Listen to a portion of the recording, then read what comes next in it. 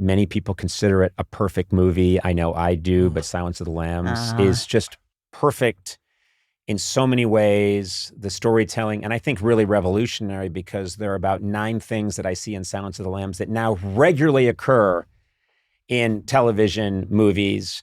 Ringing the bell, you think it's to one house, the door opens, it's not that house.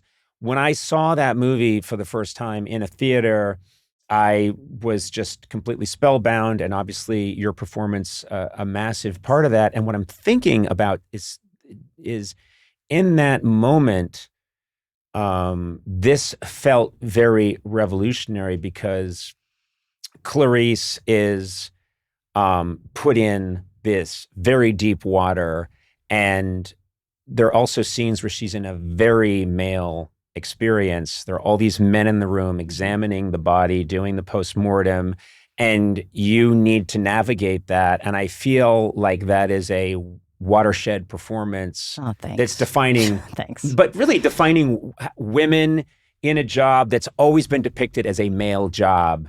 Up until that point, obviously the script has flipped since then, but I don't know if young people realize how at the time that was, we hadn't seen, I don't remember seeing anything remotely like that.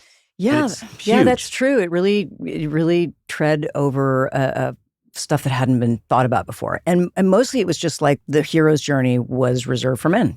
And so it was a new thing to have a woman participate in what was a tragic, has been a myth for centuries. But all of that was in the book, because the book was magical. It just was one of those perfect texts. And it doesn't happen very often in your life. So I would say, Silence of the Lambs for me, and potentially for me, True Detective, might have been the 2 greatest experiences that I've had working, where you get a piece of material that is, I don't want to say inspired by the gods, but there's something happening in this material where it's just talking about something so true and so mixed up with our own collective unconscious that it's undeniable. And then everybody that climbs aboard does the best work of their life effortlessly. Yeah. It really never happens. So when it does happen, you really have to be jumping up for joy, because when it happens, it's so easy and so much fun. And it was such a fun movie to make. Yeah. We had Aloha Fridays where everybody wore Hawaiian shirts on Fridays. And there was a lot of, it was actually a lot of fun. On Silence of the Lambs. Yes. That's great. Bring your kid to work day. What are we doing? We're throwing people into a pit who've been kidnapped. Shame, Mommy. That's a fingernail. Oh, wow. I also think it's one of the greatest depictions of what bravery really is, the climax of the movie, when you are working your way through the pitch dark. Last day of shooting. Was it really? Okay, so it was such a bad last day of shooting. We were all so mad. All of us were so mad. Yeah, and in some scenes you can see you're wearing a Hawaiian shirt, but she's got infrared glasses. You're like, is that a Hawaiian shirt on Agent Starling? But you are working your way through, and what meant a lot to me and still resonates with me about that scene is there are a lot of scenes where the hero, and often the male hero, is traditionally doing the brave thing. And I love Clint Eastwood, don't get me the wrong way, but they're doing the brave thing, and they're doing it in a kick-ass male way. Right. You are terrified. Shaking. You are terrified. Yes. Terrified and pushing forward.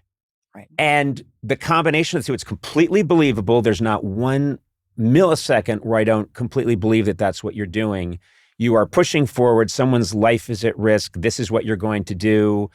But you are terrified every second, and you're making yourself push forward. And I think that is one of the best cinematic depictions of real bravery I've ever seen, because it's often portrayed as fire, I'm going to get in there, get out of my way. And that doesn't read to me the same way. Well, actually, there's a big laugh in that the scene where she finally gets to the woman in the pit, and she says, "You're safe. And the whole audience just like laughs hysterically. And then you say, I'll be right back. Yeah, I'll be right back. And then she curses you out. Yeah, when you leave, does. too, yeah. Be right back. I don't think I'm ever going to see you again. But because it's honest, because it was really truthful, and there wasn't a bunch of posing about it. And so that's I think a good example of saying, what do you pick in that moment? What choices do you make? Who do you listen to? Well, you don't listen to a list of like, whoa, what did Clint Eastwood do in his movie? I think you really you say to yourself, who would I be if this happened? And you follow honesty and instinct, and hopefully, that's really the only God that you pray to.